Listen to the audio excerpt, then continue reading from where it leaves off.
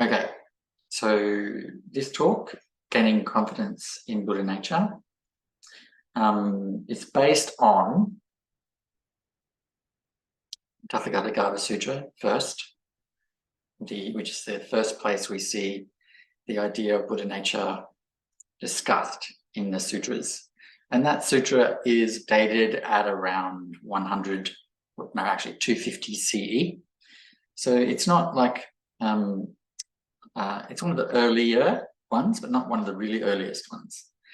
And we can see that the idea of Buddha nature is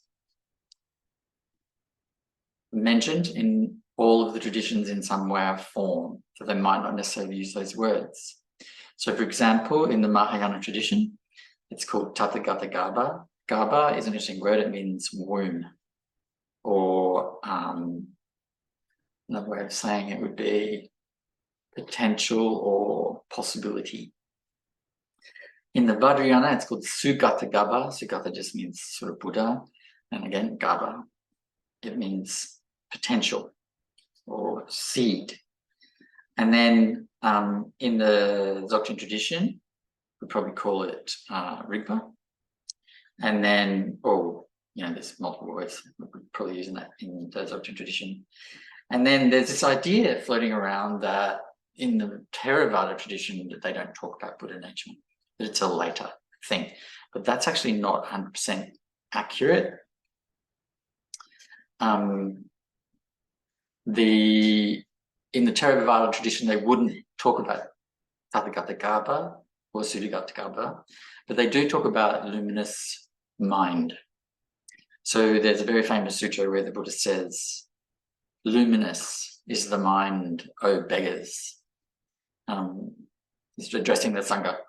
Oftentimes the word that the Buddha is using when he's addressing a group, bhikshu, is translated as monks, but actually doesn't translate as monks, it translates as beggars or mendicants. So he's talking about the whole Sangha, not just the monks, red and white Sangha, Upasaka, Upasika, and the monastics. So in that sutra where he's talking about the luminous nature of mind, Buddha makes it very clear that there's an aspect of mind or awareness, that's called awareness, that is free of defilements and that is present already. So in that sutra, that's a main takeaway, that there's this aspect of mind called awareness, jhana in Sanskrit, that is present already and free of defilements. So this is essentially what then becomes what we call Tathagata Garbha in the later traditions. So when we talk about Buddha nature, we do so for a few reasons, but the main one is because we want people to have confidence in their capability, in their ability to become liberated, to become free of suffering, and to become enlightened. Those are not the same thing necessarily. So when we talk about enlightenment, obviously we talk about causes and conditions. So sometimes, and actually quite often, the idea is that the practice is the cause for liberation from suffering, that the practice is the cause for enlightenment. But that is not the case. The Buddha nature is the cause for enlightenment. The Buddha nature is the cause for liberation from suffering. The conditions are the practice. The things that we do, Kamabhati meditation, etc., that's the condition for enlightenment, not the cause. The cause is Buddha nature, which sometimes we hear it called our fundamental goodness or our unadorned awareness. All kinds of ways we can say this. But the main thing to get from this is that Buddha nature is the potential inherent in all beings, to be free of suffering and to become enlightened. It's an inherent quality in all sentient beings. It's not something that needs to be developed, but it is something that needs to be revealed. At the moment, our Buddha nature is obscured by the dualistic mind, which is the thinking, feeling, and sensing that we do. So compulsively do, obsessively do. So this idea that this potential, this seed or cause for enlightenment is inherent to us is really important to get. If we don't get that, our practice will be weak.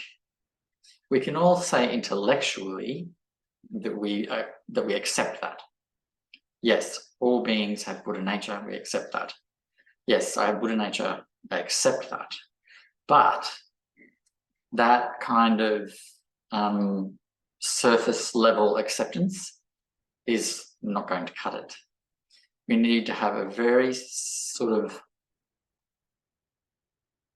felt heart awareness of our potential. And that brings confidence, because it is not a potential that can be cut off, dimmed, or weakened. The potential remains stable no matter what. It can be uncovered and revealed in its true form through practice, but nothing we can do can make it less. Our potential remains stable. So the second thing we want to talk about in terms of Buddha nature being the cause for awakening, the cause for realization, is that it's not a cause for awakening just knowing about it. I can say to you, we all have the same potential. We can all be awakened. We can all be liberated from suffering. But that doesn't mean that as soon as I tell you that, you're suddenly free. Or I'm suddenly free if I tell myself that. That's not how it works.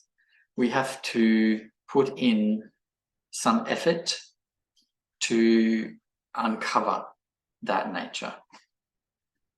Another way of saying Buddha nature is true nature of mind, non-dual awareness. There's all kinds of ways we could say this.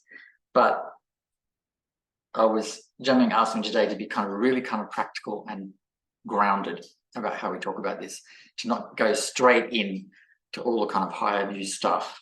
So I'm being a little bit careful here at the beginning. So there's two ways to get a deeper acceptance or acknowledgement that we all have the same potential, that we all have Buddha nature, or that we all are Buddha nature. One of those is through thought, thinking, and one of those is through the heart, through practice. So I'll say this here at this point. So each vehicle has a way of approaching this. So in the Theravada, although they don't use the word Buddha nature or Tathagata, they do talk about luminous mind. And so there's a set of teachings and practices about revealing that. And they are basically very similar to what you would find in Dzogchen. Very, very similar, in fact. Then in the Mahayana tradition, you will find a set of, again, teachings and practices around how to reveal Buddha nature, how to gain confidence in it. And that in that tradition, they're similar to the Theravada tradition, but they have a focus on compassion and the Brahma-viharas, the four immeasurables. Then in the Vajrayana, you have a whole lot of visualizations happening. So a standard practice in the Vajrayana would be to visualize the Buddha at one's heart, radiating light that, fills your entire body and then fills the entire universe. It's a standard meditation that they would do in Vajrayana to gain confidence in this Buddha nature. And then in Dzogchen, we have a number of processes, because there's not just one Dzogchen. There's multiple types of Dzogchen. So in the pristine, kind of like original form of Dzogchen that we see emerging around 650 CE, they had a process that was very similar to the early sutras and grounded in joy, love, compassion, etc. So, but then there's other there's other ways of doing it in the Dzogchen tradition. So what we're going to focus on is the way that we do it, the way that we recommend that we practice to gain confidence in our Buddha nature. And the way that we do it comes to us from Togden Amchen via Jamyang. But it's interesting that when those teachings were given, we knew nothing about this process. But in time, I've looked into this deeper and deeper and deeper, and I've found that all the way back to the very early sutra, there's evidence of this form of practice. And then we see that it is there in the Theravada, that it is there in the Mahayana, it's there in the Vajrayana, and it's there in Dzogchen. At the very early stages of Dzogchen, this form of practice is there, and there's textual sources for all this stuff that I'm about to tell you. So I'm going to just say a few things, quick little things from a teaching by Mipam Rinpoche about Buddha nature that I think, I'm not going to go into the teaching in detail because it's quite lengthy and it was one of his more scholarly kind of outputs. But I just wanted to sort of give you a sense of what we're talking about when we say Buddha nature. So remember, this is the cause for enlightenment. Practice is the conditions. So it's a naturally present potential. Naturally present. That's important. It's naturally pure. So you don't need to refine it, polish it up, make it nicer. It's Buddha nature is also the nature of all things. So not just sentient beings, just as they are. So they don't need to be made better. It is how they are.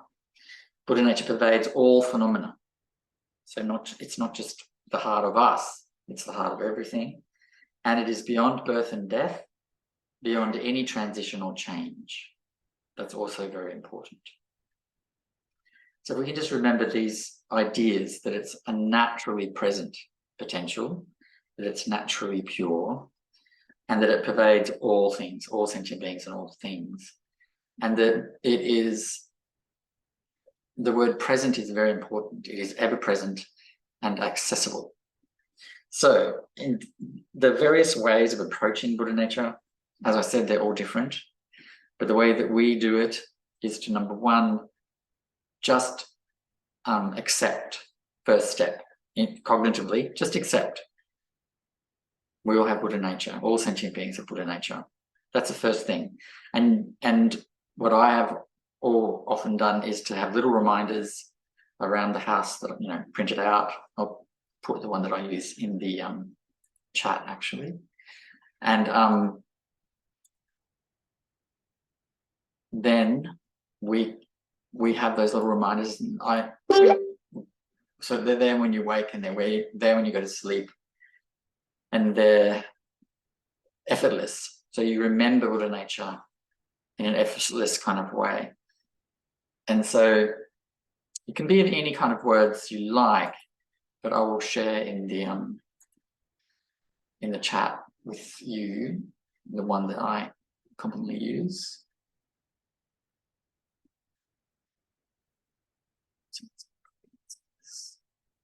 And this is in my book. It's one of the practices that I recommend in my bookie, Luminous Awareness. So I'll put it in the chat so everyone can copy and paste it and print it out.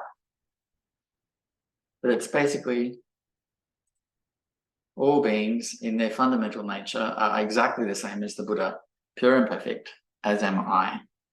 So it's a good idea to print that out and have that somewhere where you see it when you first wake up. Have it somewhere else in the house where you see it routinely, and then so it's also there when you go to sleep. And the reason that this little aphorism kind of style of practice is helpful is because it takes effort out of it. So you just see this multiple times a day. All beings in their fundamental nature are exactly the same as the Buddha, pure and perfect, as am I. And that's a really effortless way to get that idea to seep in cognitively, intellectually, in the mind, through thought, right? That is just a first step. Really gaining confidence in Buddha nature can't happen without practice. And in this tradition, there's some steps, and they'll be familiar to you. So the first, and also these steps are outlined in a number of the early sutras as well. So if you're interested in looking at the early sutras, what they say about this stuff, I can send you just quotes and things. But really all you need to know is, in the early sutra, the Buddha says very clearly that this recognition of the luminous nature of mind arises through the concurrent, and that word, that's a kind of very specific English word, but that's kind of the word that's translated from the Pali, the concurrent arising of joy, love, compassion, etc. So here we are again at joy. It's interesting. So this is telling us that as the heart awakens, the true nature is revealed, and that's our Buddha nature, and then we have confidence. Right? It has to be direct experience. Intellectual sort of reading and philosophizing about it will not produce anything other than a very shallow, I wouldn't even call it confidence. I would just call it intellectual understanding. Confidence is felt, and it's not, and the confidence that is felt through practice is unshakable. Like there are lots of philosophical shenanigans that various Buddhist philosophers have done over the centuries to prove or disprove Buddha nature. You can prove or disprove pretty much anything if you use certain kinds of logic or reason. So, but the thing about it, so that's why you couldn't say it, like you cannot know this intellectually. It is impossible to know this intellectually. It has to be through practice. So then these steps that are quite important are, first you need to relax. Like it's fundamental, and it seems to be in the West something that's quite missing. So you need to relax, however you can do that. It doesn't have to be a spiritual kind of relaxation. Just relax. Just find a way to let go and relax. So why? Because in the early sutras, the Buddha says very clearly there are certain obstacles to all practice, all Dharma practice. And remember, nothing supersedes the Buddha. Nothing in the Mahayana, nothing in the Vajrayana, nothing in Dzogchen can supersede the Buddha. Nothing can supersede what the Buddha teaches. They all have to be in alignment. If they're not in alignment, the later stuff has to go. The Buddha said very clearly, there are some things that are obstacles to practice. Right? I won't go into the whole list, but it's basically the 5 hindrances, right? One of the key ones on there is anxiety and worry, right? So we all know what that is. One of the other key things on there is to be angry and agitated, right? So these are mental states that mean you can't get started with your practice until you deal with them. How do you deal with them? All of them are dealt with the same way. Relax, you know. One of them is addiction to sensual pleasure, you know. And it seems like saying to relax deals with that one doesn't seem quite strong enough, but it's true. Because relaxation leads to contentment. When you're content, you don't crave. It's really very simple. So relaxation is the first step, and it's answer to all of the possible things that could be preventing you from practicing or preventing your practice from deepening, right? We all like to think we're very unique, but over the however long I've been teaching Dharma and however long I've been in the Dharma, every single thing that someone said to me about them not being able to practice or the problems they're having with practice or why they couldn't get started or why they couldn't deepen, they all fall under the 5 hindrances. There's nothing outside of that. We're not profoundly unique. It's all one of those things. And that sounds a little bit, oh, my position is unique. And it kind of is, but it also very much isn't. Everything that is a problem is in that list. And we frame it in different ways, like we talk about work pressure or grief or whatever, however we frame it. But it all comes under the list of the 5 emotional states that are, and those 5 states can be broken down into multiple other sorts of states that are a problem, you know. But the answer to them is to relax. It's the first step. It's absolutely fundamental. And I can't remember any teaching I attended over my Dharma life where that information was shared. But it's in the early sutras. It's one of the 7 factors of awakening, which I'm always banging on about. But there's 7 essential things to awakening. Joy and relaxation are on the list. And then in the context of this, in the context of recognizing the luminous nature of mind, developing confidence in Buddha nature, in the early sutras it says clearly, this is the first step, relax. And also if you're in any way familiar with Dzogchen, there's endless teachings around you must relax as a first step. Like, it's really kind of important. And when we say relax, we don't mean, you know, numb yourself or something. It's a sort of, it's a light feeling of ease, you know, and it doesn't mean to distract yourself either. It's like relax within whatever state you're in. So whatever the state you're having, you just let it be what it is and relax, and it will dissolve by itself. That's the nature of all of those states. They dissolve by themselves. They dissolve more quickly if you relax. It really speeds it up. So then, and this is what calm abiding, shamatha meditation is about, right? It's about simply sitting and resting. There's nothing to achieve. There's nothing fancy to do. You're just sitting. The mind naturally quietens.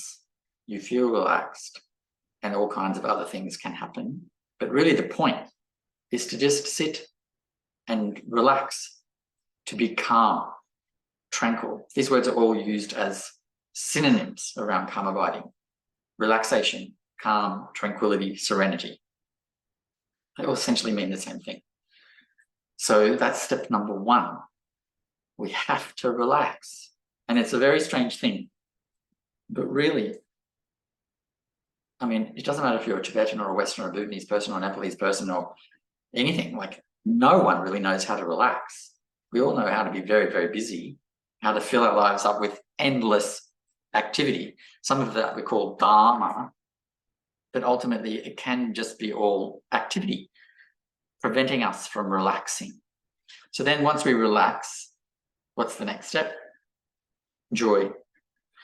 Now, when people say to me, and so many people have said it, that it's like clear that it's an issue, right? That they can't feel joy because they have trauma, or they can't feel joy because they're currently kind of depressed, or they can't feel joy because they're too overwhelmed at work, or they can't feel joy because, you know, they've got really bad back pain, whatever. You know, they say that these things are all very real. People have these very real concerns. All of them can be dealt with by relaxing and letting the thing that's happening be what it is until it dissolves. So there's no point trying to, you know, suppress, shift, transform even whatever's happening. You let it be and it will dissolve by itself. All of the kind of like emotional reactions we have to these things extend and elongate them. If we just relax, let them be, they dissolve on their own. They will absolutely dissolve on their own because everything's impermanent. Nothing negative can last forever. Likewise, nothing positive lasts forever either. But when we're in states of like distress and we can't do our practice, we really need to remind ourselves it's impermanent. It will dissolve by itself. I don't need to intervene or do anything. I just need to relax, you know? And relaxation, calm, tranquility, serenity, this has to be cultivated. It's not like we know how to do it. So the Buddha has given us a methodology. How do you do it? Well, you sit still and you rest your mind gently on some kind of object, either your breath or something you're looking at or some sort of, you know, natural sound or feeling that's happening. You just place your awareness very gently on something and that will help you relax. But we can also use our likes and the things we're interested in to relax. So whatever causes us to relax, do that. Whether it's funny movies, going for a walk, having a nap in the afternoon, or in the morning, or in the evening, or any time of day, or really a nap's probably a good idea. Whatever it takes to get into a sort of baseline of being relaxed, we have to do. It's actually our responsibility as Dharma practitioners to relax. It's not like it's selfish or it's about us or anything at all. For us to awaken and be able to help others to awaken, we have to relax. Like, we have to relax. It's fundamental. Then, when we find that we're feeling a bit relaxed, we can give rise to joy.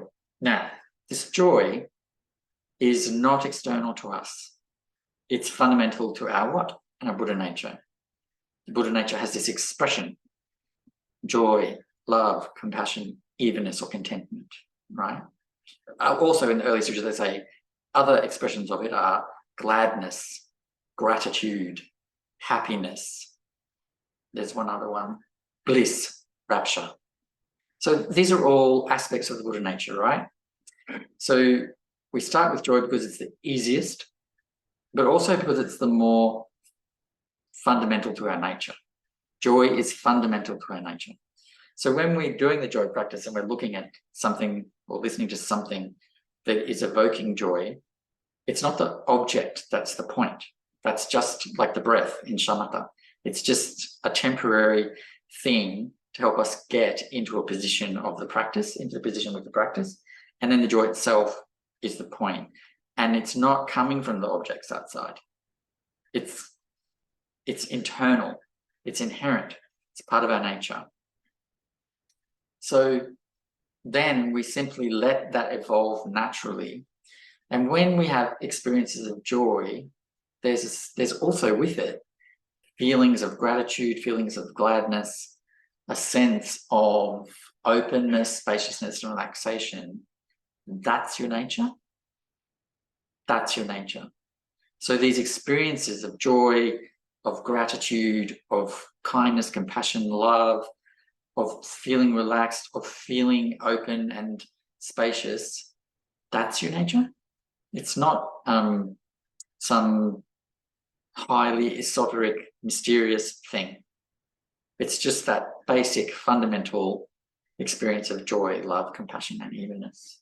So now, even though in our community, this is the way we gain confidence in our nature, through the practice of relaxing, experiencing joy, allowing love, compassion, and contentment to rise, it is not the only way, right? So when we see other people doing it a different way, we need to have a respectful attitude to that.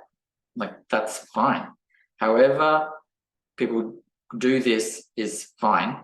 But in this particular lineage, there's a very specific format to everything that is really pared back and simplified, but it has like very sound scriptural roots going back to the early sutras, right? It's very sound in terms of the Dharma scripture.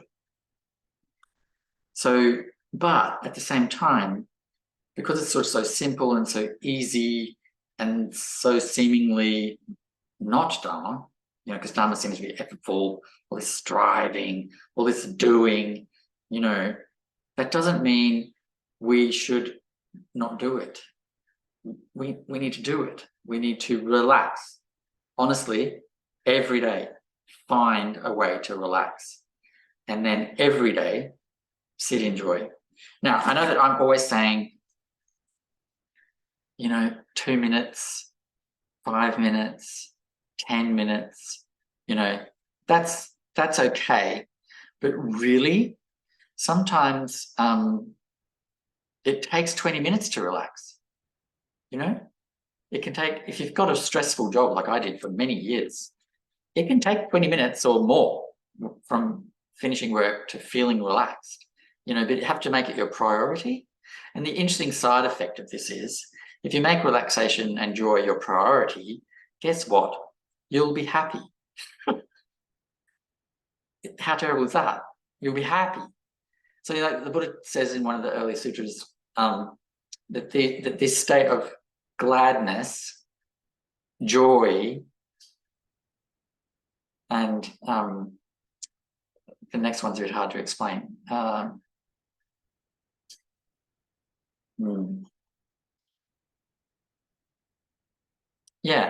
Well, bliss and then happiness. These states arise concurrently, right? So you don't need to foster anything. All of this just happens. Like, you feel glad and grateful, you feel happy, you feel content, and you feel blissful. This is what you will feel. Not necessarily all of them at all the same time, and not necessarily all in sort of intense ways, but that's what you will feel. So just sort of recap. Say to yourself regularly, all day, as often as you can, and I mean, have the printouts, it's easier, it's more effortless. All beings in their fundamental nature are exactly the same as the Buddha, pure and perfect, as am I. It's very simple. Print it out and put it by your bed, print it out and put it on the fridge, print it out and put it on your desk, print it out and put it in your purse. You can use Photoshop or whatever to make a pretty little poster if you really must. You can get it laminated, you can take it around with you, you can get fridge magnets made. I don't really mind. Whatever you want to do is fine. But it's really important to start to let that idea permeate your conscious mind, which is dualistic. But still, we need to get the dualistic mind on board so that it's, attending the party with us. And then we practice. Step 1, relaxation. It's fundamentally important. When Jamie and I were talking about this today, my role is always to kind of try and communicate to him how people are different to him. So I had to kind of explain that being relaxed is not natural to a lot of people. And I had to explain that feeling joy is not easy for some people. Because for him, it's completely natural and easy, So he's just like very relaxed, very joyful, very, it's all very natural to him. But it's because of his practice that's happened. So we talked about it, and we decided that the thing that we need to do is to really emphasize this idea that in the early sutras, the Buddha said, you have to relax. In the Mahayana Vajrayana traditions, relaxation is also important. You can't do anything all uptight. The middle way is about being relaxed. And then in Dzogchen, relaxation becomes paramount. It's absolutely essential. So, and in this particular tradition, which is parallel, it's even more important than in any of those other traditions. Because without it, the practice that we do, which has this profound, swift impact, it can't get started. So we have to relax. So honestly, all of your focus, I don't know all of you very well, but all of you, your focus for the next little while should be relaxing, learning to relax. Get yourself out from under everything you've been taught before about Dharma, that you must do this, you must do that, you must do this, you must do that. Because in our tradition, that's a profound obstacle, that feeling of obligation, and doing things because you feel obligated, not because it's an outflowing of joy, an outflowing of natural generosity, an outflowing of natural patience. It's just all performed. It's performative, which means it's surface level, there's nothing underneath it. So it's really important to relax. That's really step 1. And then you go into the joy practice from there. And then just remember that state of joy, that state of relaxation, that's your nature. That's who you are. No, not who, but that's what you are, right? And it loosens up all of our clinging and attachment and stuff, loosens all that up. So the only other thing I'd say, sometimes when we're doing practice, we have feelings about the object we've chosen or about the practice itself. And in the early sutras, that would come under attachment. So if you have sort of an idea about something and that's getting in the way, then that idea is producing attachment. And attachment can be a negative feeling as well as a positive feeling. So we can feel aversion to something, but that's attachment, because the aversion is to the idea that this something is like this. And then we can feel an attraction to something because we have an attachment to the idea that this thing is like that. It's positive, Both of them are attachment. Both of them are a problem.